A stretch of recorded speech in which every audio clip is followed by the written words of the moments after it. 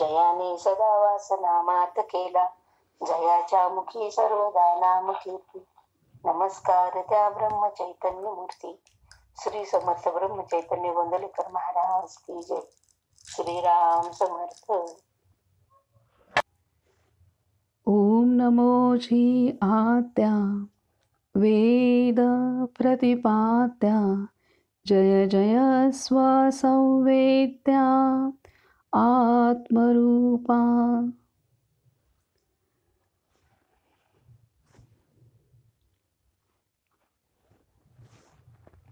सर्वांना नमस्कार. आपण खूप महत्त्वाच्या टप्प्यामध्ये आलो आहोत की इथं बाबांनी आपणाला सांगितलेलं आहे की महाराज कशा पद्धतीने आपल्या संसारामध्ये रममाण होत होते. रममाण म्हणजे संसारात तशा अर्थाने आपल्यासारखं नव्हे, तर आपल्या पत्नी समवेत पारमार्थिक संसारामध्ये महाराज पूर्णतः व्यस्त होते. आणि महाराजांना हेही जाणून होते महाराज की आपल्या पत्नीचं आयुष्य आणि आपल्या होणाऱ्या अपत्याचं आयुष्य ह्या संदर्भात महाराजांना पूर्णतः कल्पना होती. आणि त्यानुसारच महाराजांनी आपल्या पत्नीला नाशिक इथं पूर्णतः पारमार्थिक प्रगती कशी साधावी ह्याचं प्रशिक्षण, ह्याची विद्या, योगविद्या स्वतः 6 महिने राहून नाशिकमध्ये त्यांनी तिला दिली होती. आणि तिनेही ते पूर्णतः आत्मसात केलं होतं. आणि ज्या वेळेला महाराजांना जाणवलं की आता ही पूर्णतः स्वावलंबी झाली आहे आणि आपली साधना करण्यास समर्थ आहे, आणि त्यावेळेला महाराज तिला आपल्या पुन्हा गोंदवले इथे पाठवत आहेत. आणि महाराज स्वतः नंतर त्यावेळेला महाराजांनी जिथं पूर्व काळामध्ये कार्य केलं होतं आणि अनेकांच्या जीवनामध्ये परिवर्तन आणलं होतं आणि नामाला लावलं होतं, त्यांना भेटण्यासाठी महाराज, त्या साधकांना भेटण्यासाठी महाराज पुन्हा काशी, इंदोर ह्या ठिकाणी जात आहेत. आणि तिथं त्यांनी गेलेले आहेत. नैमिषारण्य इथं त्यांनी गेलेले आहेत. आणि त्याच दरम्यान सरस्वतीबाई पुन्हा गोंदवले इथे आले आहेत. आणि महाराज आपले ही यात्रा करून पुन्हा गोंदवले स्थानी आलेले आहेत. आणि गोंदवले इथं महाराज 2 ते 3 वर्ष महाराजांचा सहवास तिथं झालेला आहे. आणि त्या दरम्यान आपण पाहिलं काल की कसा दुष्काळ त्या दरम्यान पडला आणि तेव्हा महाराजांनी आपल्या धान्याची कोठारं सर्वांसाठी खुली केली.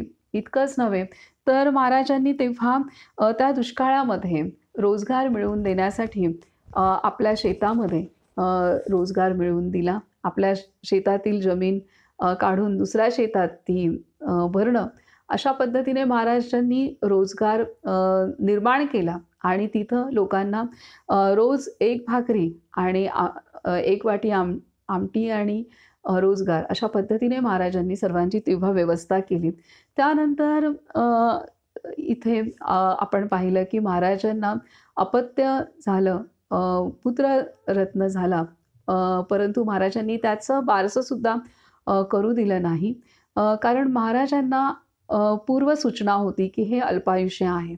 आणि तशी मनाची तयारी त्यांनी सरस्वतीबाईंची सुद्धा केली होती. आणि 1 वर्षाच्या आतच महाराजांच्या पुत्राचं निधन झालेलं आहे. आणि त्यानंतर थोड्याच कालावधीमध्ये सरस्वतीबाईसुद्धा अगदी साध्याच्या तापाने आजारी झाल्या. परंतु तेव्हासुद्धा महाराजांना दिसून आलेलं आहे की आता सरस्वतीबाईंचं अंतिम काळ जवळ आलेला आहे. आणि महाराजांनी त्यानुसार सरस्वतीबाईंच्या सुद्धा मनाची तयारी केली. आणि अगदी योगिक रीतीने सरस्वतीबाईंनी आपला देह सोडलेला आहे. त्यानंतर महाराज पुन्हा त्यानंतर महाराजांचा द्वितीय विवाह महाराजांनी स्वतःच्या पसंतीने केला आणि आंधळ्या मुलीशी महाराजांनी लग्न केलं, तिला घरी घेऊन आले आणि त्यावेळेची महाराजांनी सर्व प्रसंग कसा होता ते सुद्धा बाबांनी आपणाला खूप सुंदर रीतीने सांगितलं आहे. आणि महाराजांनी सुद्धा आईचे पण मन कसं तयार केलं आहे की आता ही अशी सून आणली आहे की तुझ्याकडे ती डोळे वर करून पाहणार नाही. तर अशा रीतीने महाराजांनी आंधळ्या पत्नीला घरी आणले, परंतु तिला सुद्धा आईसमोर ठेवताना महाराजांनी आई सुद्धा तिला कसं स्वीकारेल अशा रीतीने तिला सामोरी आणलेले आहे. त्यानंतर महाराजांच्या जीवनामध्ये पुन्हा त्यांचे वडील पण निवर्तले आहेत. त्यानंतर त्यांची बहीण निवर्तली, भाऊ निवर्तला. तर अशा रीतीने एक एक दुःखाचे आघात महाराजांच्या जीवनामध्ये झालेले आहेत, त्यांच्या आईच्या जीवनामध्ये झालेले आहेत. इथपर्यंत आपण आलो होतो. आणि त्यानंतर जेव्हा त्यांचे वडील निवर्तले, बहीण भाऊ पण निवर्तली, त्यानंतर महाराज पंढरपूरला गेलेले आहेत आणि अलिबागला सुद्धा महाराज गेलेले आहेत. तेथील घटना आपण पाहिलेल्या आहेत. आता आपण पुढचं वाचन सुरू करूयात.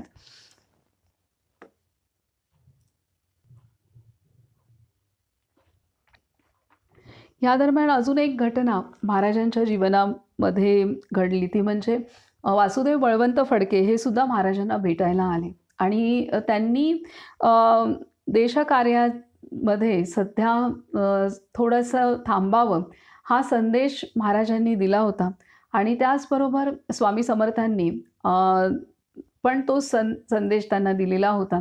तरीसुद्धा वासुदेव बळवंत फडके यांनी ते ऐकलं नाही आणि शेवटी त्यांना तुरुंगवास झाला आणि तिथंच त्यांचं देहावसन झालेलं आहे. तरी ह्या सर्व घटना अशा आहेत की महाराजांनी स्वतःच्या जीवनामध्ये येणारे दुःखद प्रसंग हे महाराजांना पूर्णतः जाणीव होती किंवा आपल्या सर्वच संतांना ती जाणीव असते. तरीसुद्धा समयानुसार जे ठरलेलं आहे आपल्या कर्माच्या गतीनुसार त्या समयी जे घडणार आहे त्या घटनांमध्ये आपले संत कोणतीही ढवळाढवळ करत नाहीत. त्या घटनांना ते साक्षी दृष्टीने सामोरी जातात, साक्षी दृष्टीने पाहतात आणि साक्षी दृष्टीने सामोरी जातात. हे या सर्व घटनांमध्ये आपल्याला दिसतंय, वैयक्तिक जीवनामध्ये सुद्धा आणि आपल्या समोर जे साधक आहेत त्यांच्या जीवनामध्ये सुद्धा काय घडणार आहे हे याची कल्पना संतांना असते आणि त्यानुसार साधकाच्या मनाची तयारी आपले संत करवत असतात. आणि त्यामुळे साधकांच्या जीवनामध्ये कठीण प्रसंग आला, कितीही कठीण प्रसंग आला तरीसुद्धा त्याला सामोरी जाण्याचं सामर्थ्य त्या साधकाला प्राप्त होतं त्या संतांच्या शिकवणीमुळे आणि संतांच्या शक्तीमुळे. हे आपणाला इथं महाराजांच्या जीवनात सुद्धा पाहायला मिळालेलं आहे. आणि आपण सुद्धा प्रत्यक्ष वैयक्तिक जीवनात सर्वांनीच तसे अनुभव आपण नेहमी घेत असतो. तर आपले संत पूर्णतः त्रिकालदर्शी असतात. त्यांना पुढे काय घडणार आहे, मागे काय घडून गेलेलं आहे, आत्ता काय घडत आहे याचं पूर्णतः दर्शन होत असतं, दिसत असतं आणि त्यांना त्याचं ज्ञान होत असतं. असं जरी असेल तरीसुद्धा ते प्रत्येक घटना साक्षी दृष्टीने पाहतात. हे साक्षी दृष्टी असणं आणि तटस्थपणे पाहणं, साक्षी दृष्टी ठेवून पाहणं आणि तसा आहे तसा त्याचा स्वीकार करणं हे आपले संत करतात आणि ती शिकवण संत आपणाला देत असतात. हे या सर्व घटनांमधून आपणाला शिकायला मिळत आहे. आता आपण पुढे वाचतोय की पुढचा प्रसंग आहे की भिल्लांच्या टोळीत अलिबागहून श्री महाराज उत्तरेकडे जाण्यास निघाले. वाटेमध्ये अबूच्या जंगलातून जात असता भिल्ल लोकांच्या एका टोळीने त्यांना गाठले. आता महाराजांनी जेव्हा महाराजांच्या जीवनामध्ये पत्नी गेली, मुलगा गेला, वडील निवर्तले, भाऊ बहीणही निवर्तले, त्यानंतर महाराज थोडे बाहेर पडलेले आहेत. पुन्हा महाराजांची भटकंती सुरू झालेली आहे. द्वितीय पत्नी आणि आई घरी आहे, गोंदवले इथे आहेत आणि महाराजांनी मग पंढरपूरला गेलेत, महाराज अलिबागला गेलेत. आता अलिबागवरून महाराज इथे आबूकडे चालले आहेत. अलिबागहून श्री महाराज उत्तरेकडे जाण्यास निघाले. वाटेमध्ये अबूच्या जंगलातून जात असता भिल्ल लोकांच्या एका टोळीने त्यांना गाठले. त्यांचे धष्टपुष्ट व तेजस्वी शरीर पाहून टोळीमधील तरुण भिल्लांना वाटले की हा कोणीतरी आपल्यासारखाच डाका घालणारा लबाड मनुष्य आहे. म्हणून त्यांनी श्री महाराजांना घेरले आणि जंगलामधल्या आपल्या निवासस्थानाकडे घेऊन चालले. श्री महाराज देखील एकही शब्द न बोलता त्यांच्याबरोबर अगदी मुकाट्याने चालू लागले. वाट चालत असता ते तरुण भिल्ल मुद्दाम त्यांना धक्के मारीत, तरी हे अगदी गप्प होते. बऱ्याच प्रकारांनी त्रास दिला तरी हा मनुष्य चिडत नाही किंवा उद्वेग दाखवित नाही. हे पाहून टोळीमधील एक म्हातारा भिल्ल इतरांना बोलला, अरे हा मनुष्य साधा दिसत नाही, त्याला त्रास देऊ नका. त्याच्यापाशी काय सामर्थ्य आहे हे आपल्याला माहीत नाही. ह्या म्हाताऱ्याला थोडीशी मंत्रशास्त्राची विद्या अवगत होती. नंतर सर्वजण जंगलामधील भिल्लांच्या अड्ड्यावर जाऊन पोचले. रात्र होऊन गेली होती. पलिते लावून ते लोक आपले अन्न शिजवित होते. तेव्हा त्या म्हाताऱ्याने श्री महाराजांच्या जवळ त्यांच्या खाण्यापिण्याची चौकशी केली. ते म्हणाले, मी नुसते दूध पितो, दुसरे काही खात नाही. हे ऐकून त्याने आपल्या मुलाला बोलावले आणि त्यांना दूध देण्यास सांगितले. त्या मुलाने व त्याच्या बरोबरीच्या इतर तरुणांनी श्री महाराजांची चेष्टा करण्याचे ठरवून एक मारकी नाठाळ वांज गाय त्यांच्यासमोर आणून उभी केली आणि त्यांच्या हातात एक मडके देऊन त्या गायीचे दूध काढून पिण्यास सांगितले. श्री महाराज गायीजवळ गेले. त्यांनी मोठ्या प्रेमाने तिच्या पाठीवर थाप मारली आणि ते तिला म्हणाले, माय, मला फार भूक लागली आहे, माझे पोट भरेल एवढे दूध दे. त्यांचा हात तिच्या अंगाला लागल्याबरोबर ती गाय त्यांचे अंग चाटू लागली व तिला पान्हा फुटला. तिच्या आंचळातून दूध गळू लागले. लगेच श्री महाराजांनी तिची धार काढली. तेव्हा एखाद्या दुधाळ गायीप्रमाणे तिने पुष्कळ दूध दिले. हा प्रकार पाहून सर्व भिल्ल गार झाले. पण ज्यांनी ती गाय श्री महाराजांच्या समोर आणून उभी केली होती त्यांच्या तर तोंडचे पाणीच पळाले. श्री महाराज हे मोठे मांत्रिक आहेत अशी त्यांची पक्की समजूत होऊन ते आपल्याला काहीतरी शिक्षा करणार असे त्यांना वाटले. नंतर त्या म्हाताऱ्या भिल्लाने सर्वांच्या वतीने श्री महाराजांची क्षमा मागितली आणि सर्वांना अनुग्रह देवविला. श्री महाराजांनी त्या सर्वांना चोऱ्या करण्यापासून परावृत्त केले व आपण पुढे निघून गेले. अशा रीतीने भिल्लांच्या टोळीत सुद्धा महाराज अत्यंत शांतपणे, भिल्ल त्यांना त्रास देत आहेत, त्यांना चिडवत आहेत, त्यांची थट्टामस्करी करत आहेत, तरीसुद्धा महाराजांनी ते सोसलं आहे आणि महाराजांनी भिल्लांचं सुद्धा मनपरिवर्तन केलेलं आहे. आणि वांज गाईला महाराजांच्या सहवासात, महाराजांच्या सानिध्यात, महाराजांच्या प्रेमळ नजरेमुळे, महाराजांच्या प्रेमळ स्पर्शामुळे त्या वांज गाईला सुद्धा पाना फुटला आणि हे पाहून सर्व भिल्लांना आश्चर्य झाले आणि त्यांनी महाराजांचं सामर्थ्य ओळखलं आणि महाराजांनी त्या भिल्लांना नाम देऊन त्यांचा उद्धार केलेला आहे. आता पुढे सांगतायत की आता महाराज तिथून पुढच्या प्रवासाला निघालेत की पुढचा मुद्दा आहे नागपाश बंधन. नागपाश बंधन. भिल्लांना सोडून श्री महाराज पुढे नर्मदेच्या किनाऱ्याने जाऊ लागले. जाता जाता ते महेश्वर नावाच्या गावी आले. या गावामध्ये 2 मोठे मांत्रिक राहत असत. त्यांनी जेव्हा श्री महाराजांचे एकंदर ऐश्वर्य पाहिले तेव्हा त्यांच्याजवळ काहीतरी मंत्रसिद्धी आहे असा त्या दोघांचा समज झाला आणि तो मंत्र आपण शिकून घेतला तर आपलेही महत्त्व जगात वाढेल असा विचार करून ते दोघेजण त्यांच्या मागे लागले. श्री महाराजांनी त्यांना स्पष्ट सांगितले, मला मंत्रतंत्र काही येत नाही, मी फक्त एक रामनाम घेतो. मी रामाचा दीनदास आहे. हा सर्व खेळ रामाच्या सत्तेने चालला आहे अशी मला पूर्ण खात्री आहे. म्हणून घडणाऱ्या गोष्टींचा अभिमान मला होत नाही. हे बोलणे त्यांना न पटता श्री महाराज आपल्यापासून स्वतःची सिद्धी लपवून ठेवीत आहेत अशी त्यांची खात्री झाली. काय सांगतायत की महाराज त्यांना सांगतायत, श्री महाराजांनी त्यांना स्पष्ट सांगितले, मला मंत्र तंत्र काही येत नाही. मी फक्त एक राम नाम जाणतो. मी रामाचा दीनदास आहे. हा सर्व खेळ रामाच्या सत्तेने चालला आहे अशी मला पूर्ण खात्री आहे, म्हणून घडणाऱ्या गोष्टींचा अभिमान मला होत नाही. हे बोलणे त्यांना न पटता श्री महाराज आपल्यापासून स्वतःची सिद्धी लपवून ठेवीत आहेत अशी त्यांची खात्री झाली. ते दोघेजण फार चिडले आणि श्री महाराजांना भीती दाखविण्यासाठी म्हणाले, तुमच्याजवळ मंत्रसिद्धी आहे, यात शंकाच नाही. तो मंत्र सरळपणे आम्हाला द्या, नाहीतर आम्ही नागपाश टाकून तुम्हाला बांधून टाकू आणि तुम्ही फुकट प्राणाला मुकाल. यावर श्री महाराज काही बोलले नाहीत. तरी पण ते दोघे त्यांच्या मागे फिरू लागले. असेच फिरत असता सर्वजण एका डोंगरावर आले. मंत्र देण्यासाठी त्यांनी पुन्हा एकदा विनंती केली.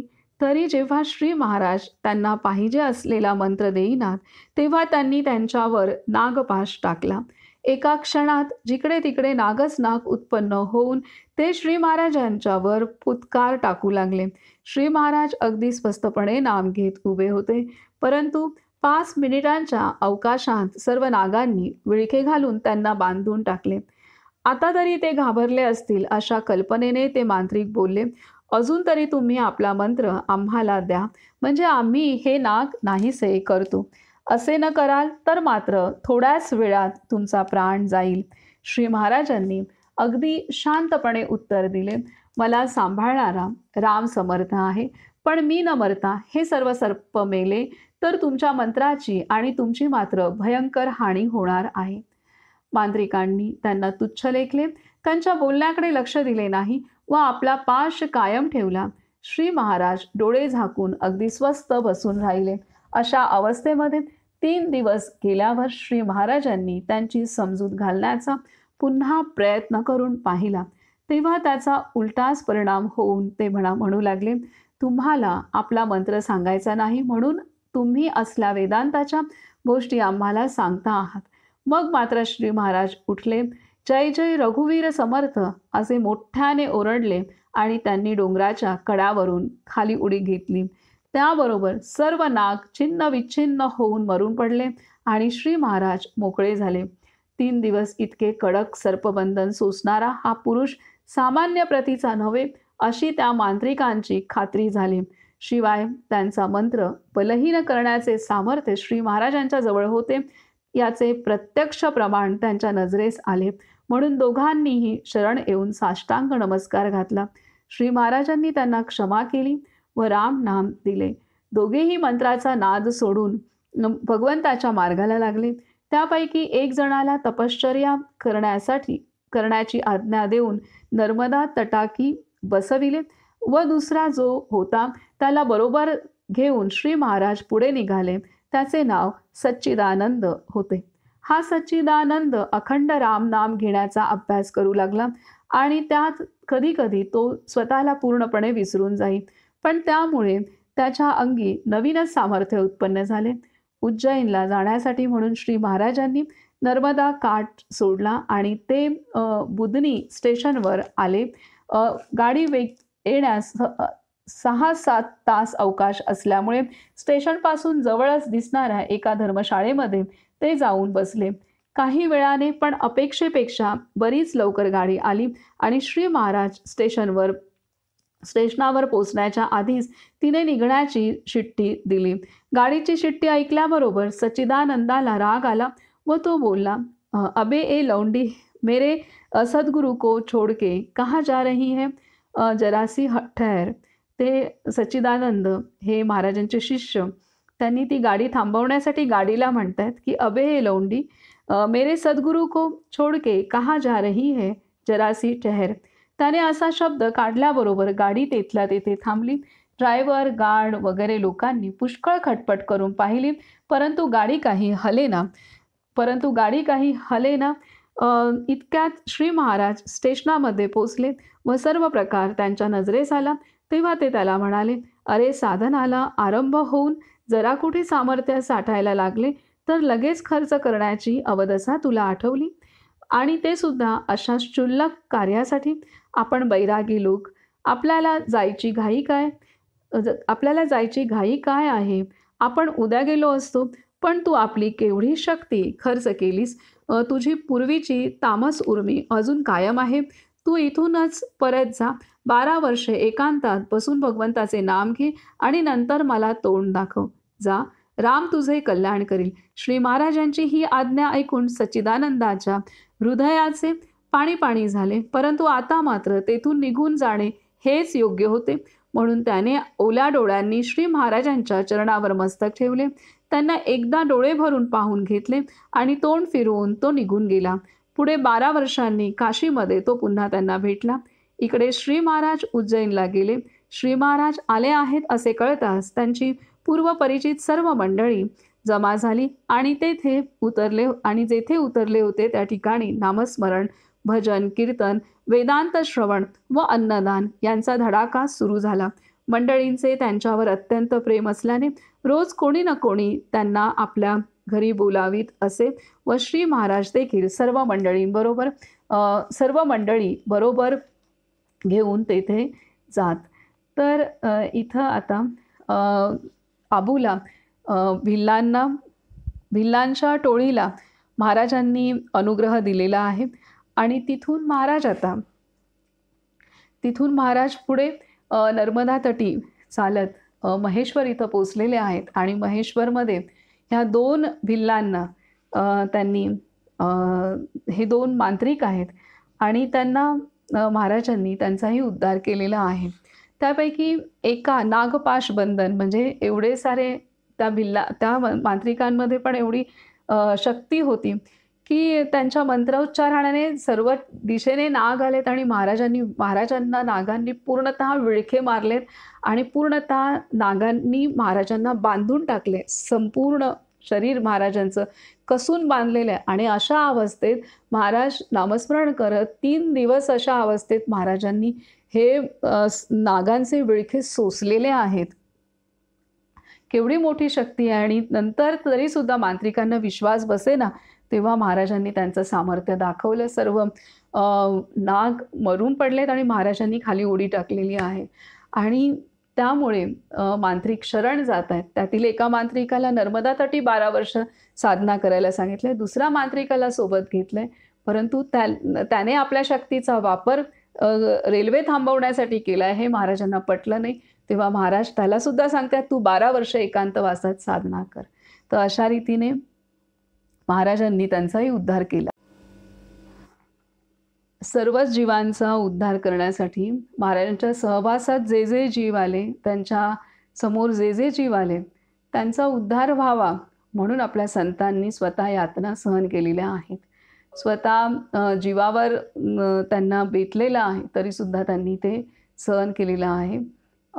हे आपणाला इथे आपण जितकं व्यक्त करू किंवा यावरती जितका विचार करू किंवा जितकं समजण्याचा प्रयत्न करू तितकं कमी आहे की हे एवढं मोठं आचरण त्यांनी आपल्यासमोर ठेवून किती सोशिकता असली पाहिजे आणि ती सोशिकता समोरच्या जीवाचा उद्धार करण्यासाठी त्यांनी सहन केलेली आहे.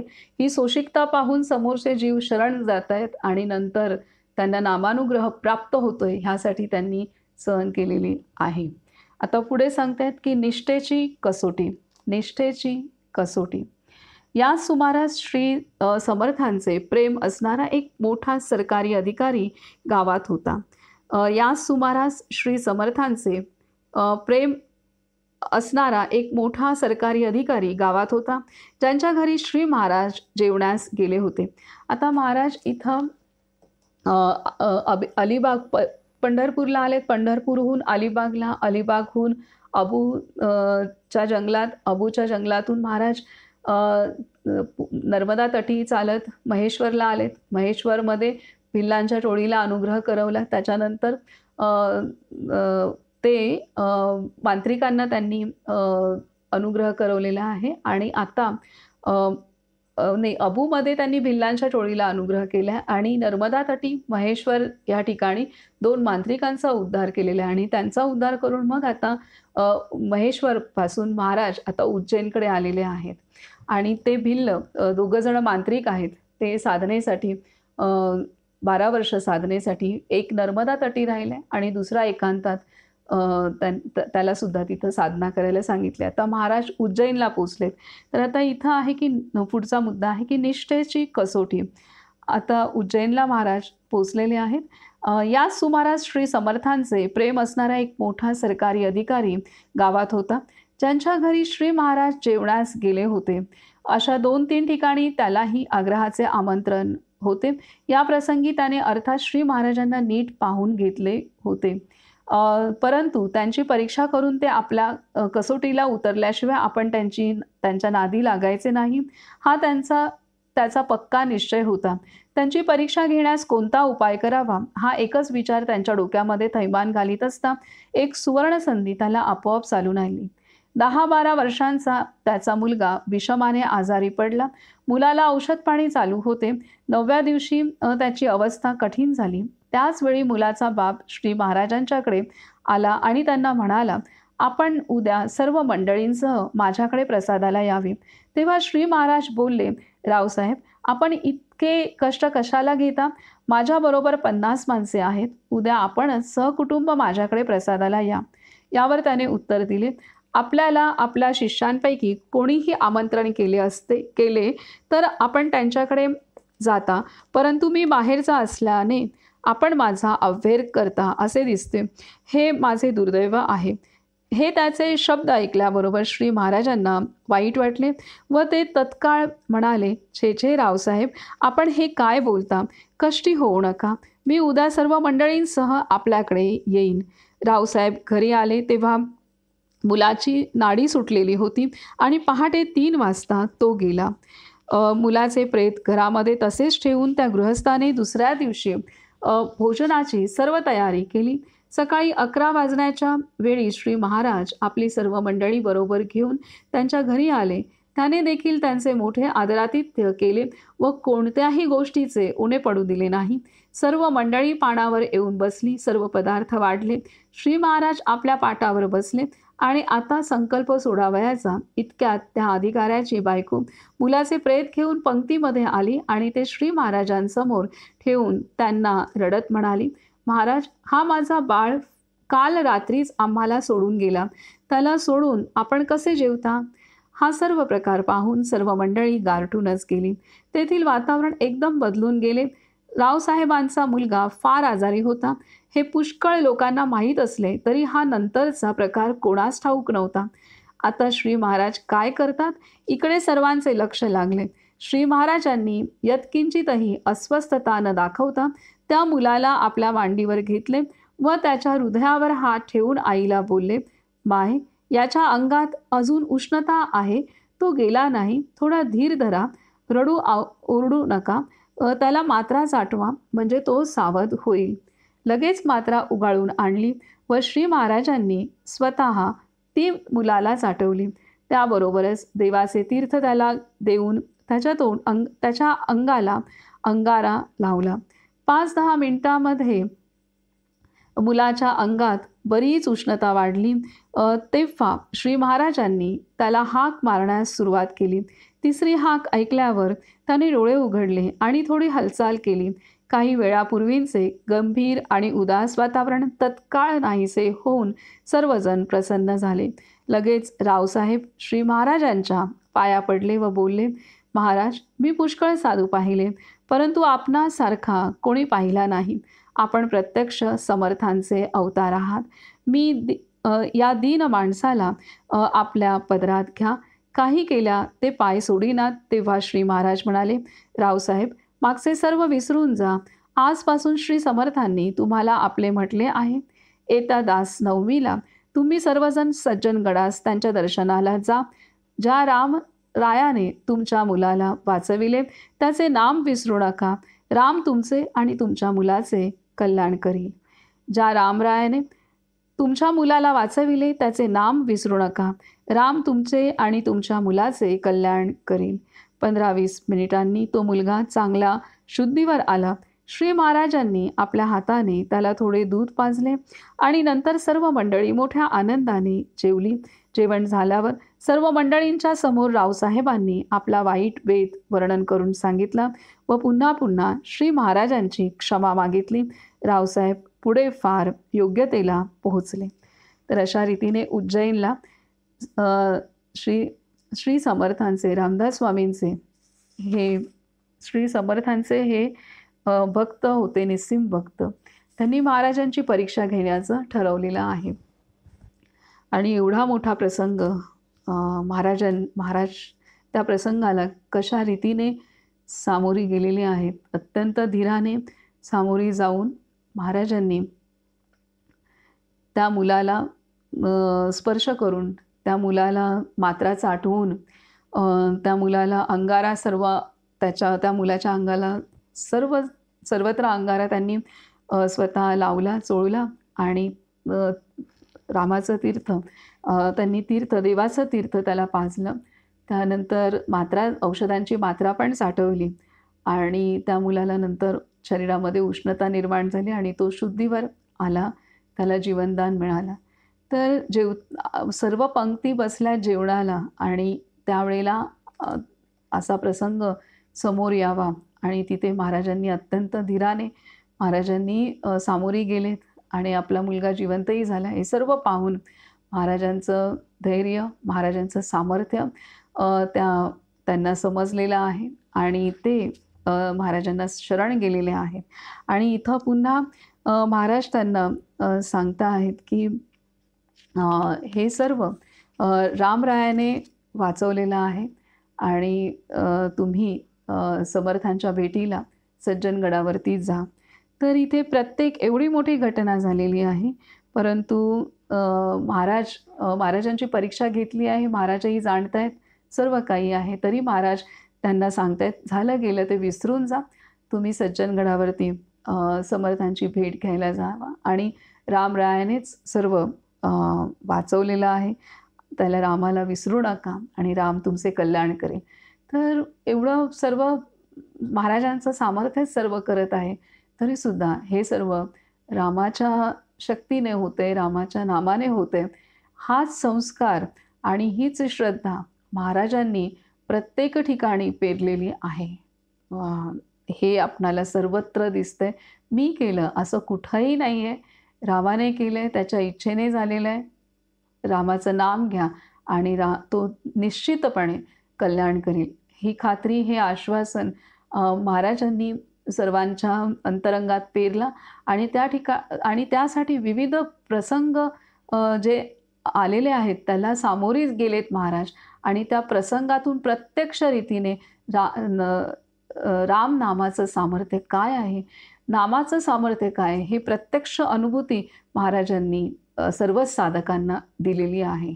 म्हणजे हा रोकडा परमार्थ आहे की नाम घेऊन त्याची अनुभूती, त्याचे परिणाम काय होत आहेत हे प्रत्यक्षात घडवून आणून महाराजांनी कार्य केलेलं आहे. पुढे सांगतात, आता पुढे आहे की इंदूरमधील वास्तव्य. श्री महाराज उज्जैनमध्ये आहेत हे कळल्यावर, आता ही घटना जी झालेली आहे ती उज्जैनमधली आहे. महाराज नर्मदा तटावरून महेश्वरला आले. महेश्वरमध्ये त्या 2 मांत्रिकांचा उद्धार महाराजांनी केला. महेश्वरवरून महाराज उज्जैनला आले. उज्जैनमध्ये ह्या मुलाला त्यांनी जीवनदान दिलं आणि त्यांच्या पूर्ण परिवाराला आणि आलेल्या त्यावेळी आलेल्या सर्वच साधकांना त्यांनी रामनाम दिलेले. हे उज्जैनमध्ये घडलं आणि त्यानंतर आता महाराज इंदोरमध्ये येणार आहेत. आता इंदूरमधील वास्तव्य.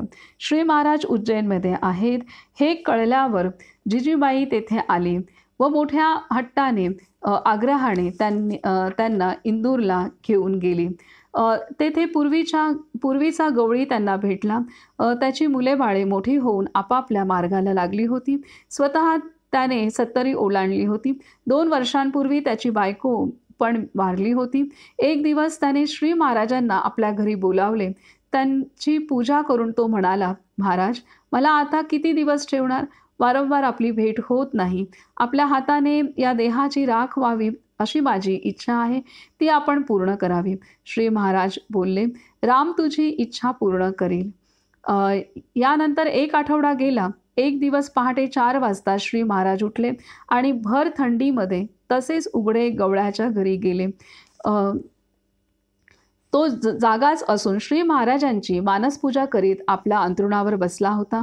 मानसपूजेमध्ये त्याने घट्ट दही श्री महाराजांच्या समोर ठेवले आणि महाराज जर आता येथे असते तर केवढा आनंद लोटला असता हा विचार त्याच्या मनात आला. हा विचार यायला व श्री महाराजांची स्वारी त्याच्या पुढे उभी राहायला एकच गाठ पडली.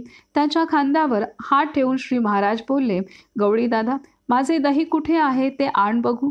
त्याने डोळे उघडले तर आपल्या डोळ्यांवर त्याचा विश्वासच बसेना. मोठ्या आनंदाने श्री महाराजांना त्याने आपल्या अंथरुणावर बसवले आणि आपली खरी पूजा ग्रहण करण्याची विनंती केली. सूर्योदय झाल्यानंतर त्याच्या मुलाने श्री महाराजांना स्नान घातले व श्री महाराजांनी स्वतः गवळीदादाला स्नान घातले. स्नान आटोपल्यावर त्याने श्री महाराजांची अगदी मनापासून पूजा केली व त्यांना छान घट्ट दह्याचा नैवेद्य दाखवला. श्री महाराजांनी थोडे दही आपण तोंडाला लावले, थोडेसे म्हाताऱ्याला दिले व बाकीचे वाटून टाकले. नंतर ते बोलले, दादा, भगवंताने तुझा प्रपंच कडेला लावला आहे. त्याच्यापाशी मागण्यासारखे आता काही उरले नाही, म्हणून त्याच्या चरणावर मस्तक ठेवावे आणि त्या चरणासकटच ते उचलावे. काय सांगतायत की महाराज म्हणाले, दादा, भगवंताने तुझा प्रपंच कडेला लावला आहे. त्याच्यापाशी मागण्यासारखे आता काही उरले नाही, म्हणून त्याच्या चरणावर मस्तक ठेवावे आणि त्या चरणासकटच ते वर उचलावे. यावर तो जी महाराज एवढे शब्द बोलला आणि त्याने त्यांच्या पायावर डोके ठेवले. एकदा ठेवलेले डोके त्याने पुन्हा वर उचललेच नाही. श्री महाराजांनी त्याला आपल्या मांडीवर घेतला, परंतु त्याच्या कुडीतून प्राण कधीच निघून गेले होते. हे पाहून श्री महाराज त्याच्या मुलांना व इतर मंडळींना म्हणाले, दादा गेल्याचे दुःख तुम्ही करू नका. मोठ्या मोठ्या तपस्व्यांना साधणार नाही असा अंतकाळ त्याने साधला आहे. त्याने फक्त एका नामावर निष्ठा ठेवली आणि त्या निष्ठेचे फळ म्हणून ही योग्यता त्याला प्राप्त झाली. माझ्यावर त्याचे खरे प्रेम होते. नंतर श्री महाराजांनी स्वतः आपल्या हातांनी त्याची उत्तरक्रिया केली आणि त्याच्या अस्थी गंगेमध्ये टाकल्या. तर अशा रीतीने हा गवळी जो आहे, तर हा गवळी तोच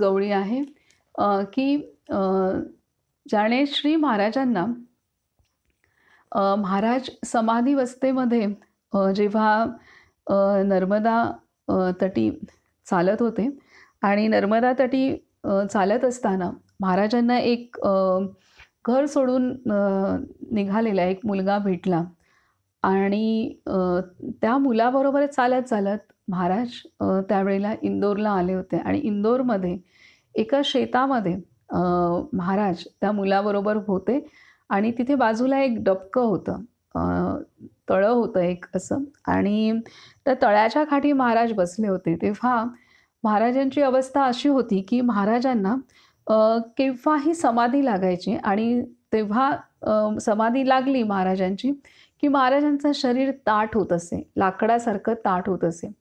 तर हा जो मुलगा होता, तर त्या मुलाशी बोलत बोलत महाराज बोलत बसले होते आणि त्याच वेळेला महाराजांना समाधी लागली आणि त्याचं शरीर ताठ झालं लाकडासारखं. ते पाहून तो मुलगा घाबरला आणि तो मुलगा महाराजांना सोडून निघून गेला आणि महाराज तसेच समाधी अवस्थेत आहे, शरीर ताठलेलं आहे लाकडासारखं आणि डबक्याच्या ते जे डबकं आहे त्या तळ्याच्या शेजारी ते बसलेले आहेत. आणि तिथून मग संध्याकाळ होते आणि संध्याकाळी हा गवळी त्या रस्त्याने जातोय आणि त्यावेळेला मग त्या गवळ्यालाची दृष्टी महाराजांवर पडते की इथं कोणतरी बसला आहे आणि डबक्याच्या बाजूला. तर आता डबक्याच्या तळ्याच्या बाजूला असल्यामुळे महाराजांना चिखल वगैरे सर्व लागला होता. तसाच तो गवळी महाराजांचं ते ताटलेलं लाकडासारखं शरीर तसंच त्या गवळीने महाराजांना उचललं आणि महाराजांना स्वच्छ केलं आणि तिथेच बाजूला जे मारुतीचं मंदिर होतं तिथं महाराजांना त्याने त्या मंदिरामध्ये बसवलं आणि मग हा तो गवळी. आणि मग दुसऱ्या दिवशी महाराजांची समाधी कधी उतरली असेल आणि त्यावेळेला मग दुसऱ्या दिवशी महाराजांची तिथून एक जमीनदार आहे की जो जीजीबाईंचे जे पती ते तिथून निघाले होते आणि मग ते महाराजांना पाहून प्रभावित होत आहेत की हा खूप मोठा सत्पुरुष आहे आणि आपण त्यांना आपल्या घरी घेऊन गेलं पाहिजे आणि त्यांची सेवा केली पाहिजे, असं जिजीबाईच्या पतींना वाटतं. म्हणून ते महाराजांना घरी घेऊन जातात आणि महाराजांना तिथं इंदोरमध्ये हे गवळी सकाळ संध्याकाळ रोज दूध देत होते. गाईचं दूध रोज आणून देत होते. तर हेच ते गवळी त्या संदर्भात आता त्यांची ही घडलेली घटना आहे. आता महाराज आणि गवळीची भेट किंवा जिजीबाईंची भेट, जिजीबाईंच्या पतीची भेट ही केव्हा झाली होती? तर ज्या वेळेला महाराजांना तुकामाईंनी अनुग्रह दिला आणि महाराज तुकामाईंच्या जवळ पुढे काही महिने राहिले अनुग्रहानंतर. त्यानंतर महाराजांना तुकामाईंनी आज्ञा केली की तुम्ही आता एकांतामध्ये जाऊन साधना करायची आणि नैमिषारण्यात जा आणि तिथून भारतातल्या सर्व मोठमोठ्या तीर्थांना भेट द्या आणि तिथं त्या तीर्थांना भेट देऊन तिथं साधना करायची आणि तिथून त्यानंतर मग आपल्या आईवडिलांची भेट घ्यायची, आईवडिलांना भेटायचं, मग आपल्या मंडळींना भेटायचं, असं महाराजांना तुकामाईंनी त्यांना अनुग्रह दिल्यानंतर सांगितलं होतं. आणि तुकामाईंच्या आज्ञेनुसार महाराज तुकामाईंना सोडून महाराज नैमिषारण्यात जातात आणि मग तिथून महाराज पुढे काशी, इंदोर असं करत येत आहेत. म्हणजे त्या तीर्थांच्या यात्रेमध्ये महाराजांची भेट इथे त्या गवळ्याशी झालेली आहे. तर ती घटना. आणि आत्ता महाराजांची भेट जी गवळ्याची होते आहे ती म्हणजे जसं गुरु आज्ञेनुसार महाराज सर्व तीर्थांना भेटले, तीर्थांच्या भेटीगाठी महाराजांनी केल्या, तिथं साधना केली आणि प्रत्येक तीर्थाच्या ठिकाणी महाराजांनी त्यांच्या सहवासात आलेल्या सर्वच भक्तांना किंवा सर्वांनाच महाराजांनी नामाची अनुभूती करून दिली, प्रत्यक्ष अनुभूती महाराजांनी करून दिली. त्यांच्या ज्या काही अडचणी होत्या त्या महाराजांनी दूर केल्या आणि त्या सर्व अडचणी रामाच्या नावानेच दूर होतात हे पण महाराजांनी प्रत्यक्ष अनुभूतीसह त्यांना पटवून दिलं.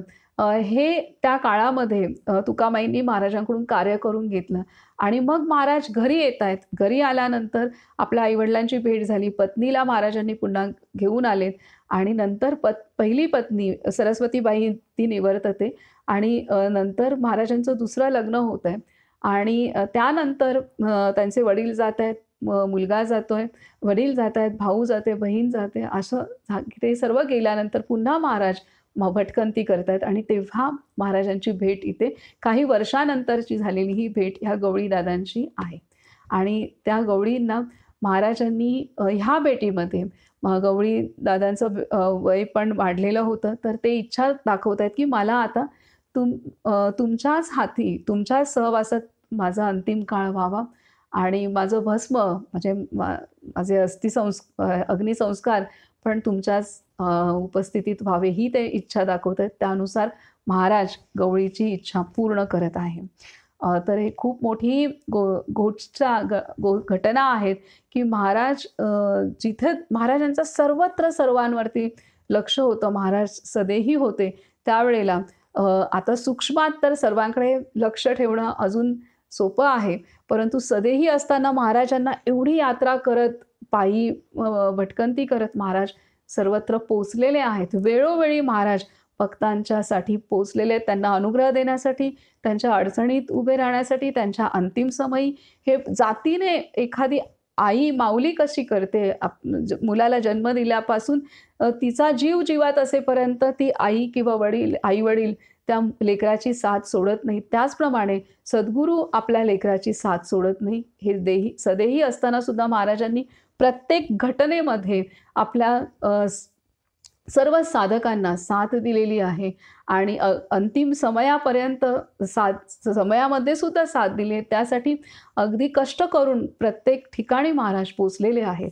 हे इथे आपणाला ह्या घटनेतनं पुन्हा एकदा स्पष्ट होत आहेत. आता पुढे सांगतायत, आणि त्या गवळ्याची पण किती मोठी मानसपूजा होती, की ती मानसपूजा करत असताना प्रत्यक्ष महाराजच तिथे त्यावेळेला दही गवळी घट्ट दही मानसपूजेमध्ये चिंततोय आणि समोर आणतो आणि ते खाऊ घालतो तितक्यात महाराज समोर यावे.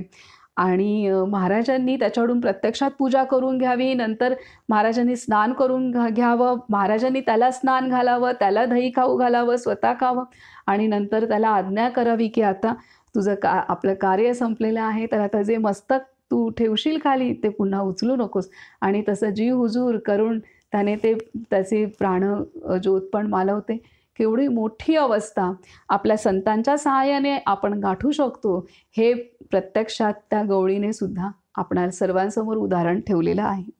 आता सांगतायत पुढे, की जिजीबाईची मुलगी ताई हिला यावेळी सुमारे 20वे वर्ष लागले असून तिच्या लग्नाला 4-5 वर्षे झाली होती.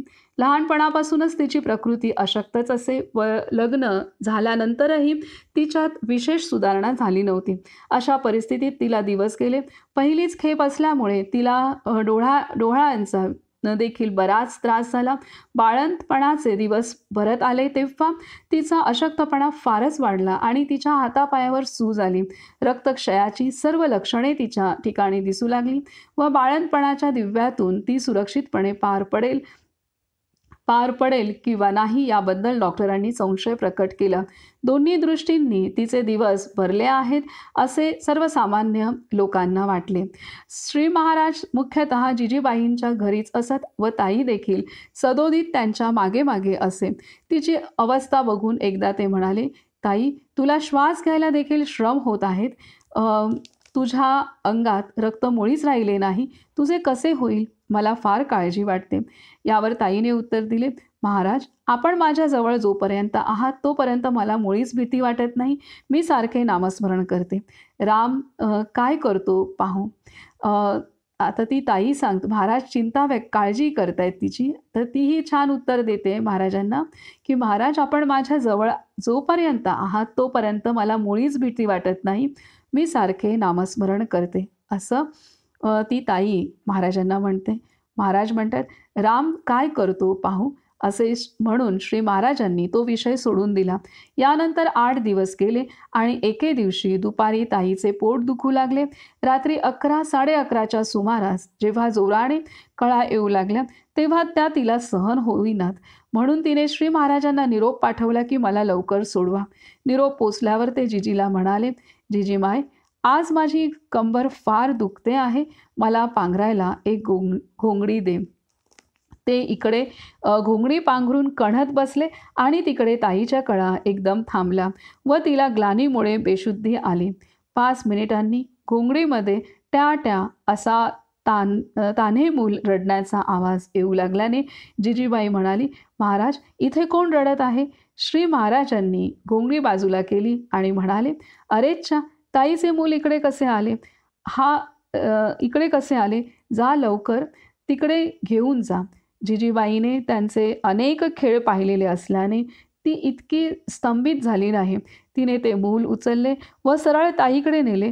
ती अजून बेशुद्धच होती, परंतु आईने 2-3दा हाक मारल्यावर तिने डोळे उघडून पाहिले तेव्हा महाराज कुठे आहेत हा पहिला प्रश्न विचारला. महाराज सारखे माझ्याजवळ बसून होते आणि त्यांनी बाळाला माझ्या हातात दिले तेव्हा मला जाग आली, पण महाराज तर इथे दिसत नाहीत. त्यांना लवकर बोलावून आण असे ती आईला सांगू लागली. 1 तास झाल्यावर श्री महाराज तिच्या खोलीमध्ये गेले. त्यावेळी तिच्या आईच्या डोळ्यांना आनंदाश्रू लोटले. बाळ आता तुला घाबरण्याचे कारण नाही. अगदी स्वस्थ पडून विश्रांती घे आणि होईल तेवढे नामस्मरण कर असे तिला सांगून श्री महाराज बाहेर आले. जिजीबाईंच्या भावाच्या ओळखीचे एक प्रोफेसर श्री महाराजांकडे येऊ लागला. तर अशा रीतीने ही जिजीबाई आणि त्यांची मुलगी ताई की इंदोरमध्ये जेव्हा महाराजांना समाधी लागली आणि ह्या गवळीने महाराजांना मारुतीच्या मंदिरामध्ये ठेवलं होतं आणि नंतर महाराजांची समाधी उतरली आणि त्यावेळेला जे जमीनदार महाराजांना आपल्या घरी घेऊन गेले, त्या जमीनदारांचीच पत्नी जिजीबाई, की जिने महाराजांची परीक्षा घेतली आणि त्यांना लाल मिरची पावडरचे लाडू खायला घातले. परातभर निखारे महाराजांना खायला घातले. महाराजांनी ते खाल्ले आणि ती महाराजांना शरण गेली आणि ती महाराजांची निस्सीम भक्त बनली, ही जिजीबाई आणि तिचीच मुलगी ताई. तर ह्या ताई सुद्धा ताईला सुद्धा महाराजांनी खूप छान तयार केलं होतं आणि लहान असतानाच ताईची सुद्धा समाधी लागायची, एवढं महाराजांनी ताईला तयार केलं होतं. आणि हीच ताई आता मोठी झाली, तिचं बाळंतपणाची ही घटना आणि महाराजांनी तिला महाराजांनी स्वतः तिचे वेदना, प्रसूती वेदना महाराजांनी स्वतः घेतल्या आणि तिला त्या सहन होत नव्हत्या आणि तिचं रक्तसुद्धा कमी झालेलं होतं. त्यामुळे तिला त्या वेदना सहन होणे शक्य नव्हतं. त्यावेळेला महाराजांनी स्वतः तिच्या वेदना, प्रसूती वेदना सहन केलेल्या आहेत आणि बाळाचा जन्म झालेला आहे. तर अशा पद्धतीने तिला प्रसूती वेदनेतून पण महाराजांनी सुखरूप सोडवणूक करून बाळाला चांगल्या रीतीने जन्माला घातलं आणि तिच्या हाती सुपूर्त केलेलं आहे. तर आणि हे एक सत्य घटना आहे, कारण महाराजांसाठी अशक्य असं काहीही नव्हतं. कारण परमात्मा स्वरूप प्रत्यक्ष ब्रह्मरूप झालेले आपले संत असतात, त्यांना कोणतीही गोष्ट असत्य नसते. त्यामुळे इथे बाबांनी लिहिलेला प्रत्येक शब्द आणि शब्द हा पूर्णतः सत्य आहे आणि ह्याची अनुभूती प्रत्येक साधकाने घेतलेली आहे त्यावेळेच्या आणि आत्ताही साधक अनुभूती घेतच आहेत. आता पुढे सांगतात की जिजीबाईंच्या भावाच्या ओळखीने एक प्रोफेसर श्री महाराजांकडे येऊ लागला. तो स्वाभाविक बुद्धिमान असला तरी सश्रद्ध होता, परंतु तितकाच प्रामाणिक होता. काय सांगते, जिजीबाईंच्या भावाच्या ओळखीने एक प्रोफेसर श्री महाराजांकडे येऊ लागला. आता एक प्रोफेसर आहेत, ते महाराजांकडे येत आहेत. तर प्रोफेसर म्हटल्यानंतर त्यांना खूप चिकित्सा असते. कुठलीही गोष्ट सहजासहजी ते विश्वास ठेवू शकत नाहीत, कारण ज्ञान असतं. त्याच्यामुळे पारखूनच विश्वास ठेवण्याची वृत्ती सर्वच प्रोफेसर लोकांमध्ये किंवा शिकलेल्या सर्वच मंडळींमध्ये असते. तर ते सांगतायत की एक प्रोफेसर श्री महाराजांकडे येऊ लागला. तो स्वाभाविक बुद्धिमान असला तरी अश्रद्ध होता, परंतु तितकाच प्रामाणिक होता. त्याचे व श्री महाराजांचे 2-2 तास संभाषण झाले. त्यात तो अनेक शंका विचारी आणि ते देखील अत्यंत प्रसन्नपणे त्याला उत्तरे देत. श्री महाराजांनी त्याला नाथ भागवताचा अभ्यास करण्यास सांगितल्यामुळे तो ते अगदी मनापासून वाचित असे. त्याची बायको मेली तेव्हा तो फक्त 31 वर्षांचाच होता, पण त्याने पुन्हा लग्न केले नाही. एक दिवस तो म्हणाला, महाराज, आपण न मागता इतकी मेवा मिठाई आणि फळफळावळ लोक आपल्याला का देतात? श्री महाराज हसून बोलले, अहो, हा प्रारब्धाचा गुण आहे. आपले अन्न, वस्त्र, पैसा, मान अपमान व शरीर दुःख या गोष्टी प्रारब्धाधीन आहेत. हे ऐकून तो गप्प बसला. तो काय प्रश्न विचारतोय महाराजांना? तर महाराज, आपण न मागता इतकी मेवा मिठाई आणि फळफळावळ लोक आपल्याला का देतात? श्री महाराज हसून बोलले, अहो, हा प्रारब्धाचा गुण आहे. आपले अन्न, वस्त्र, पैसा, मान अपमान व शरीर दुःख या गोष्टी प्रारब्धाधीन आहेत. हे ऐकून तो गप्प बसला आणि घरी गेल्यावर त्याने पुष्कळ विचार केला, परंतु प्रारब्धाचा सिद्धांत त्याला पटेना. दुसऱ्या दिवशी श्री महाराजांच्याकडे आल्यावर तेथे बरीच मंडळी असल्याने तो बाजूला बसला. आता प्रारब्ध याविषयी आहेत महाराज सांगतात. तर घरी प्रारब्धाचा सिद्धांत त्याला पटेना.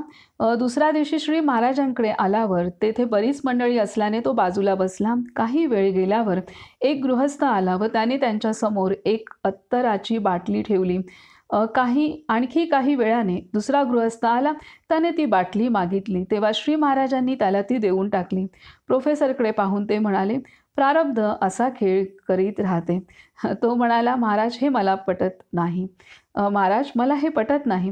तेव्हा ते जोराने म्हणाले, अहो, तुम्ही नोकरी चाकरी करणार, घरदार सांभाळून प्रपंचात राहणार आणि आमच्यासारख्या गोसाव्यापुढे मिठाई येऊन पडते तेव्हा त्याचे वैषम्य तेव्हा त्याचे वैषम्य वाटून तेव्हा त्याचे वैषम्य वाटून घेणार. जरासे धाडस करा आणि मग पहा काय घडते ते.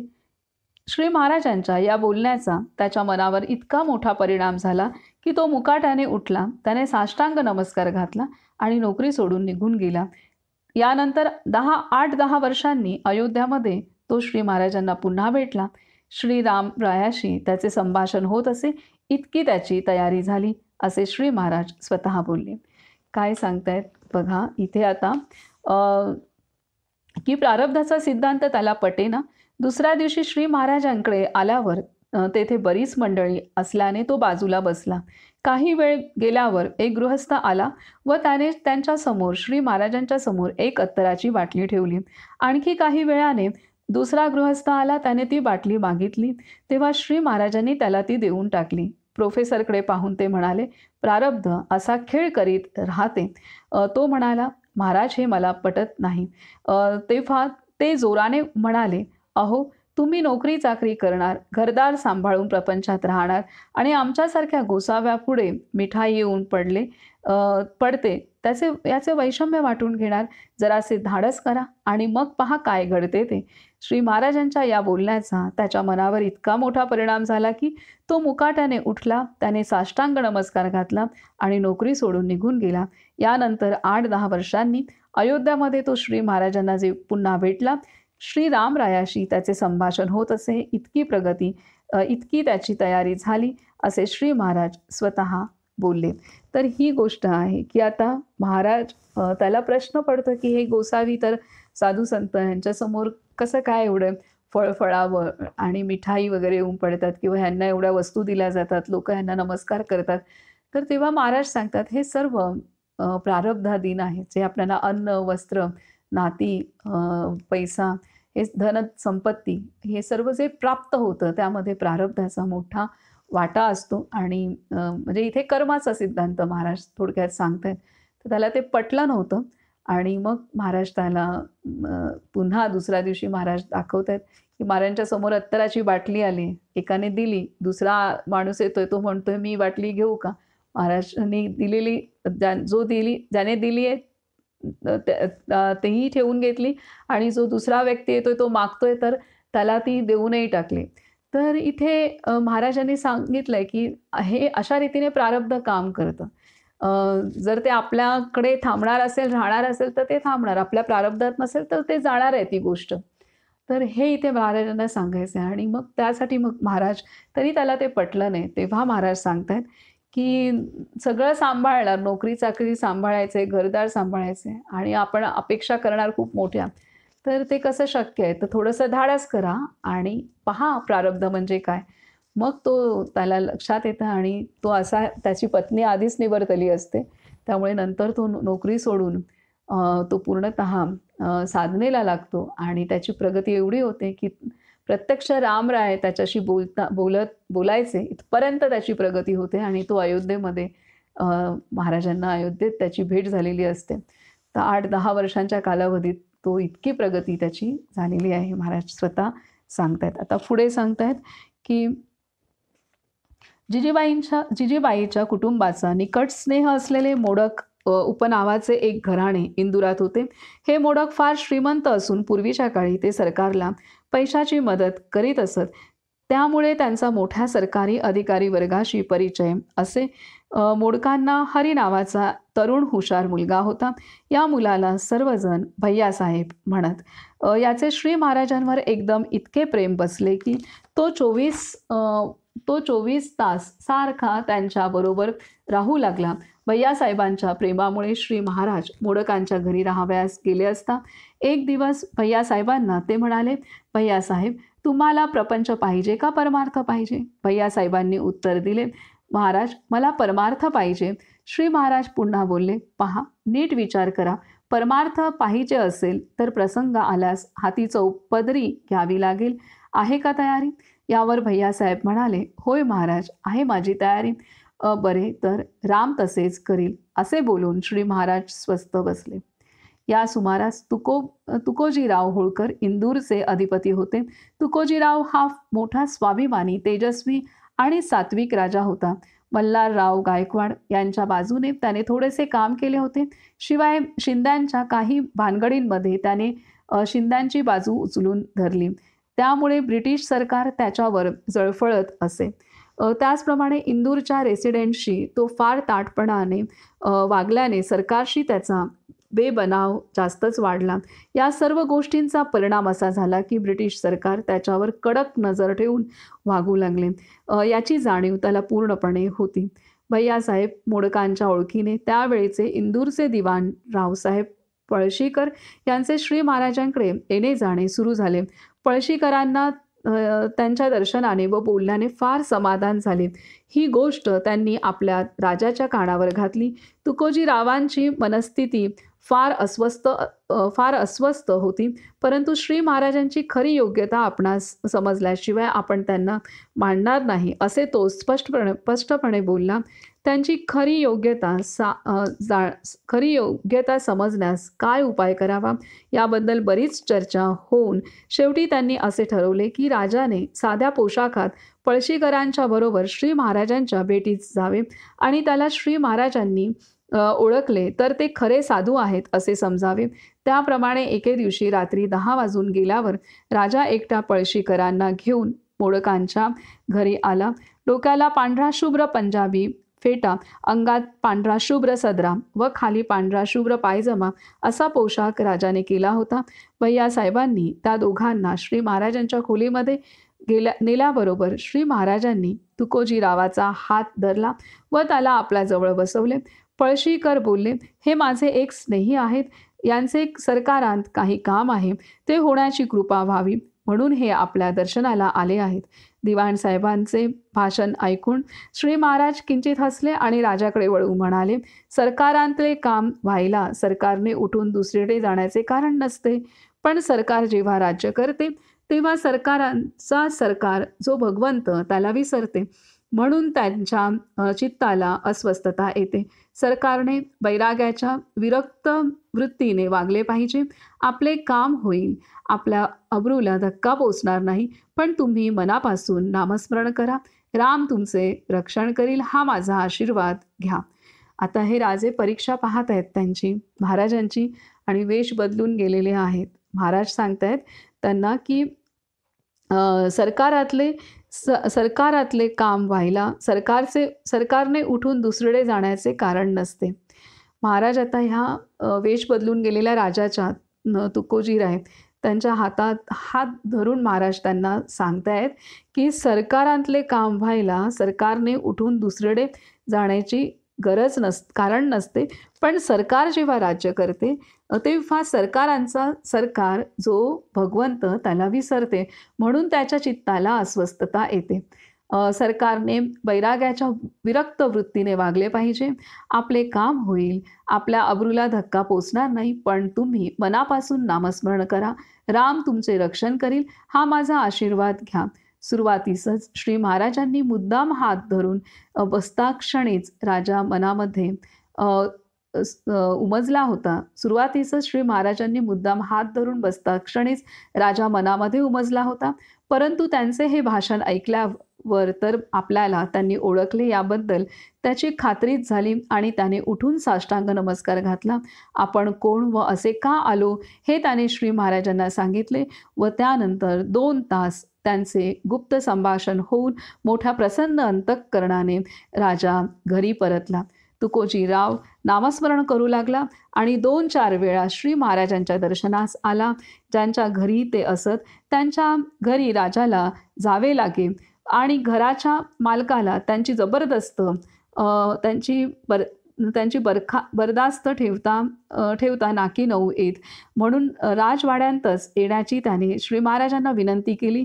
शिवाय राजकारणाच्या गुप्त गोष्टी राजवाड्यामध्ये एकीकडे जितक्या मनमोकळेपणाने व स्वस्तपणे बोलता येतील तितक्या लोकांच्या घरी बोलता येत नव्हत्या, हे देखील त्याचे म्हणणे योग्यच होते. श्री महाराजांनी ते कबूल केले, पण ते इतकेच बोलले, तुम्हाला पाहिजे तेव्हा मी येणार नाही. मला पाहिजे तेव्हा मी वाड्यात येईन आणि मला योग्य वाटेल तेव्हा मी निघून जाईन. श्री महाराजांचा परिचय बराच वाढल्यावर एकदा राजाचे मनात आले की श्री महाराजांची फार गरिबी आहे, आपण त्यांना काही दान द्यावे असा विचार करून त्याने 3 गावांची इनाम सनद तयार केली आणि श्री महाराजांना बोलावणे पाठवले. बोलावणे आले की आत्ता येतो असे म्हणून श्री महाराज लोकांशी बोलण्यात गुंतून जायचे. अशा रीतीने 10-15 बोलावणी येऊन गेली व 2 दिवस गेले. तेव्हा 3ऱ्या दिवशी राजाचा निरोप आला की आपले दर्शन झाल्याशिवाय मी अन्न घेणार नाही आणि बोलावण्यास आलेल्या मनुष्याला कसेही करून त्यांना वाड्यामध्ये आणण्यास बजावले. आपल्याला भेटल्याशिवाय राजा अन्न घेणार नाही हे ऐकल्याबरोबर श्री महाराजांनी राजवाड्यात जाण्याची तयारी केली. ते आल्यावर राजा त्यांना सामोरा गेला व साष्टांग नमस्कार करून त्यांना त्याने गादीवर बसविले. नंतर त्याने सनदेचा कागद मोठ्या आदराने पायांवर ठेवून पुन्हा नमस्कार केला. हे काय आहे असे म्हणून श्री महाराजांनी तो कागद आपल्या हातात घेतला, थोडासा वाचून पाहिला आणि तर दिशी फाडून टाकला व त्याला म्हणाले, असला माझा मिंधा परमार्थ नाही. मला देणारा राम समर्थ आहे. तुकोजीराव तेजस्वी खरा, पण आपण होऊन लक्ष्मी पायाशी लोळण घालीत असता तिला पायांनीच दूर ढकलण्यामध्ये दिसणारे श्री महाराजांचे अंगचे निस्पृहपणाचे तेज पाहून तो व इतर सर्व लोक चकित होऊन गेले. या प्रसंगानंतर काही दिवस गेल्यावर राजाची व इंदूरच्या इंग्रज रेसिडेंटाची काही बाचाबाची झाली. त्यामुळे राजा फार अस्वस्थ झाला. आपले दुःख त्यांच्या कानावर घालून त्यांचे 4 शब्द ऐकावे म्हणजे आपल्या मनाला शांतता येईल असे वाटून दुपारी 2 वाजता त्याने श्री महाराजांना बोलावणे पाठवले. नुकतेच जेवण आटोपून श्री महाराज विश्रांती घेण्यासाठी खोलीकडे निघाले होते. इतक्यात राजाचा मनुष्य आला व त्याने निरोप सांगितला. तो ऐकून ते तसेच उघड्या अंगाने निघाले. वाड्यात आल्यावर आपण एकटेच वर गेले व राजाच्या खोलीमध्ये शिरले. त्यावेळी राजा रस्त्याजवळच्या खिडकीसमोर उभा राहून एकाग्र मनाने काहीतरी पाहत होता. त्याच्या डोळ्यांतून अश्रू उघळत होते. श्री महाराज हळूच त्याच्या जवळ गेले व म्हणाले, राजा, तू काय पाहत आहेस? तुला कसले वाईट वाटत आहे? हे ऐकताच तो एकदम त्यांच्याकडे वळला. त्याने त्यांच्या गळ्यात मिठी मारली व म्हणाला, महाराज, काय सांगू आपल्याला? रस्त्याकडेच्या झाडाखाली बसलेला तो भिकारी पहा. तो झाडाला टेकून बसला आहे. भीक मागून आणलेला भाकरीचा एक तुकडा त्याच्या हातात आहे आणि एक तुकडा तोंडात आहे. तो भाकरीचा घास चावताच त्याला गाढ झोप लागली आहे. तोंडात घास तसाच असून तो कसा स्वस्थ निजला आहे. तो खरा भाग्यवान. आणि मी उत्तम जेवण जेवतो, पलंगावर मऊ मऊ गाद्या घालून त्यावर निजतो. इतके नोकर चाकर माझ्या हाताखाली रिमतीला आहेत, परंतु रात्रभर अंथरुणावर पडून मी झोपेशिवाय तळमळत असतो. त्या दिवशी त्याचे व श्री महाराजांचे तासभर संभाषण होऊन राजाची वृत्ती प्रसन्न झाल्यावर ते परत घरी आले. याच मुक्कामात श्री आनंद सागर व श्री ब्रह्मानंद या दोघांची श्री महाराजांशी गाठ पडली. इंदूरमध्ये बरेच दिवस वास्तव्य केल्यामुळे श्री महाराजांचे नाव जिकडे तिकडे पसरले. एखाद्या राजाला शोभेल असे त्यांचे ऐश्वर्य तेथे असे. ते जेथे जेथे राहत तेथे तेथे भजन, नामस्मरण आणि अन्नदान धडाक्याने चालू होई. अनेक प्रकारचे व अनेक प्रांतीचे लोक येऊन त्यांच्याजवळ समाधान पावत व परत जाताना नाम घेऊन जात. ही त्यांची कीर्ती गोंदवल्यास पोचली. तेव्हा गीताबाईंनी दादोबा व गोपाळ नावाच्या त्यांच्या नातेवाईकांना त्यांना घेऊन येण्यासाठी इंदूरला पाठवले. ते इंदूरला येऊन श्री महाराजांना भेटले. तेव्हा त्यांचा फार आदर सत्कार करून श्री महाराजांनी त्यांना ठेवून घेतले. दादोबांनी आईचा निरोप सांगितला तेव्हा श्री महाराजांच्या डोळ्यांना पाणी आले व आपण आता लवकर जाऊ असे त्यांना आश्वासन दिले. पण तेथील आनंदामध्ये दादोबाच लवकर परत जाण्याचे विसरले. तेव्हा 10-12 दिवसांनी श्री महाराजच त्यांना बोलले, अरे दादोबा, आपल्याला घरी परत जायचे ना? मग असे कसे चालेल? आपण उद्या निघायचेच. श्री महाराज उद्या इंदूर सोडणार ही बातमी पसरण्यास वेळ लागला नाही. लगेच भेटायला येणाऱ्या मंडळींची गर्दी उडाली. श्री महाराजांना जेवायलाही अवकाश राहिला नाही. म्हणून आणखी 1 दिवस त्यांचा मुक्काम वाढला. दुसऱ्या दिवशी जिजीबाई आली व म्हणाली, महाराज, मला श्री तुकाबाईंकडे नेण्याचे वचन दिले आहे. आपण एकदा येथून गेलात की पुन्हा इकडे केव्हा याल नेम नाही, म्हणून मी आपल्याबरोबर येणार. तिचे हे बोलणे ऐकून भैयासाहेब म्हणाले, महाराज मला देखील आपण घेऊन चला, मलाही श्री तुकामाईंचे दर्शन करून द्या. श्री महाराजांनी दोघांनाही बरोबर घेतले आणि सर्व मंडळींनी इंदूर सोडले. इंदूर सोडल्यावर जवळजवळ 1 महिन्याने ते येहळे गावला पोचले. श्री महाराजांनी आपल्या बरोबरच्या मंडळींना तशी सक्त ताकीद दिली होती की येहळे गावला असेपर्यंत कोणीही त्यांना महाराज म्हणायचे नाही आणि कोणीही त्यांच्या पाया पडायचे नाही. तुकामाईंना पाहिल्यावर श्री महाराज, जिजीबाई व भैयासाहेब या सर्वांनी त्यांना साष्टांग नमस्कार घातला. जिजीबाईला श्री तुकामाई बोलले, भली परीक्षा केलीस पण फसली नाहीस ना, त्याला मुंगळासारखी चिकटून बैस, तुझे कल्याण होईल. भैयासाहेबांना ते म्हणाले, विकल्प न बाळगता त्याला दत्तक जा, त्याची जहागीर तुला मिळेल. हाती चौपदारी असतानाही समाधान ही त्याची जहागीर. आता इथे जिजीबाई आणि भैयासाहेब आणि काही मंडळी महाराजांच्या सोबत तुकामाईंना भेटायला आलेत. तर जिजीबाई व भैयासाहेब या सर्वांनी त्यांना साष्टांग नमस्कार घातला. जिजीबाईला श्री तुकामाई बोलले, भली परीक्षा केलीस पण फसली नाहीस ना, त्याला मुंगळासारखी चिकटून बैस, तुझे कल्याण होईल. आता जिजीबाईंनी इंदोरला परीक्षा घेतली होती हे तुकामाईंना येळेगावला समजलेलं आहे, कारण हे त्रिकालदर्शी संत असतात आणि महाराजांचे गुरु म्हणजे स्वतः महाराज म्हणत आहेत की माझ्या गुरूंची मी केवळ अर्धीच विद्या शिकू शकलो आहे. जेव्हा कांचीला महाराज रामेश्वरहून परत येत असताना कांचीला महाराजांना एक गृहस्थ साध्वी महिला जेव्हा त्या महिलेने महाराजांना आपल्या घरी बोलावले तेव्हा ते दोघंही पती पत्नी इतके सात्विक होते आणि त्यांना मूलबाळ नव्हतं त्या महिलेला, परंतु तिची साधना फार मोठी होती. तर त्या स्त्रीला प्रपंचात राहूनही ती साध्वीच होती स्त्री. महाराजही तिची योग्यता ओळखत होते, त्यामुळे महाराजांनी तिला नमस्कार केला. तिने करायच्या अगोदर महाराज तिला नमस्कार करतात. ती त्यांना नमस्कार करायला झुकली, त्याच्या आधी महाराज तिला नमस्कार करून मोकळे झालेले आहेत अशी ती स्त्री. तर त्या स्त्रीला महाराजांना पाहिल्यानंतर त्यांच्याविषयी तिला इतकं ममत्व निर्माण झालं की तिच्या स्तनांतून दुधाच्या धारा वाहू लागल्या. तर ही त्या स्त्रीची तिला पाना फुटला. तर इतकं वात्सल्य तिला भरून आलं आणि अशीच घटना तुकामाईंच्या जीवनामध्ये घडली होती. आणि तुकामाईंच्या एका साधिकेला महाराजांना तुकामाईंना पाहून असा पाना फुटला होता. तर त्यावेळेला तुकामाईंनी बाळरूप धारण करून तिच्या अंतरी असलेल्या वात्सल्याची पूर्ती केली होती. तर महाराज सांगतात तुकामाई बाळस्वरूप होऊ शकले आणि त्या स्त्रीची तिची ममता तिची शमन पावली, त्यामुळे तृप्त केली त्यांनी. परंतु मी काही बाळ होऊ शकलो नाही, तर अशी तुकामाई. तर त्यामुळे महाराजांच्या जीवनातली प्रत्येक घटना महाराजांकडून ज्यांना अनुग्रह झालेला आहे त्या सर्वांच्या विषयी तुकामाईंना येहळेगावमध्ये सुद्धा सर्व काही ज्ञान होत होतं. त्यामुळेच तुकामाई जिजीबाई जेव्हा नमस्कार करतायत तुकामाईंना तेव्हा जिजीबाई तुकामाई म्हणतायत जिजीबाईंना की भली परीक्षा केलीस, भली परीक्षा केलीस. कारण जिजीबाईंनी महाराजांना तिखटाचे गोळे खायला घातले होते आणि परातभर निखारे खायला घातले होते. हे तुकामाईंना लक्षात आलेलं होतं, त्यांना ते दिसलेलं होतं. त्यामुळे तुकामाई म्हणतात की भली परीक्षा केलीस पण फसली नाहीस ना, त्याला मुंगळासारखी चिकटून बैस, तुझे कल्याण होईल.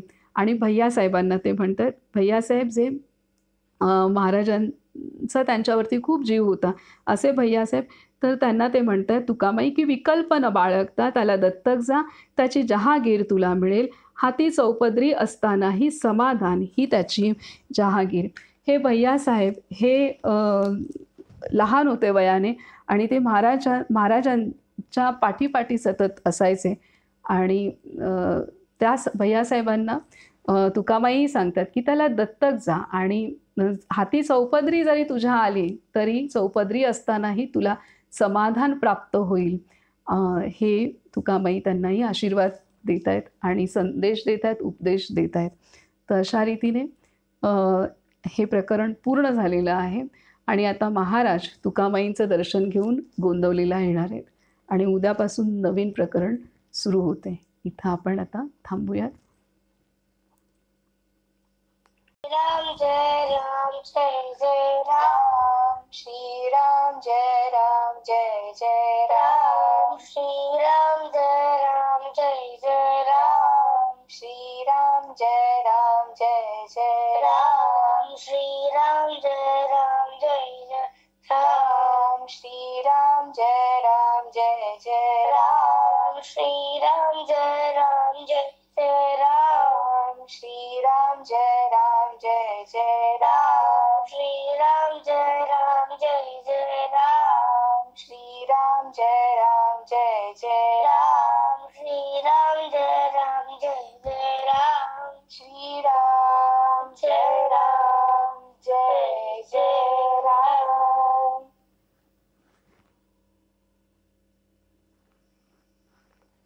राजाधिराज सद्गुरुनाथ श्री ब्रह्मचैतन्य गोंदवलेकर महाराज की जय. श्रीराम.